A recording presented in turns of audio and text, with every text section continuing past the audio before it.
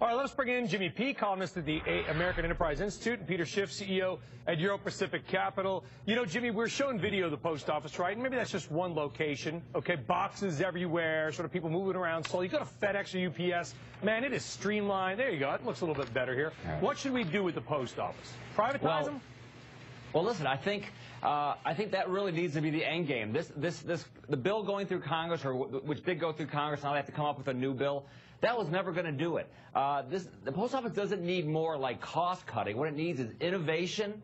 It needs to be exposed to competition. Listen, we're really behind the times. There are plenty of other countries where the Postal Service does not have a monopoly or has been privatized, and it works just fine. That's where we should go. Do you think, I mean, Peter, that eventually they're going to be allowed to make the cuts that they need to make and they have to make and they want to make? Well, who knows what they're going to do, but I think what it shows you is that it's very good politics when our leaders talk about reducing the deficit in the abstract.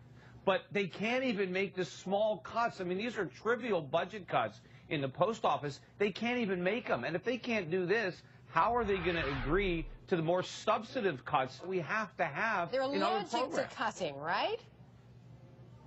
Well, you know, and it's also funny that the post office is a victim of the propaganda of the CPI. You see, they're only allowed to raise the price of a stamp based on the CPI. But because the Federal Reserve is creating all this inflation to monetize all these debts, the cost of delivering the mail is going through the roof, but they're prohibited by law from raising their prices. So the only thing they can do is cut costs, and the government won't let them. Well, listen, Peter's completely wrong about the CPI, but as far as the Postal Service goes, what we need to do is inject this sort of innovation. Listen, we're not just going to cut. That's not going to work. We need to bring in new business models. We need to end the monopoly. We need to end the monopoly on your mailbox. Let other people deliver to your mailbox.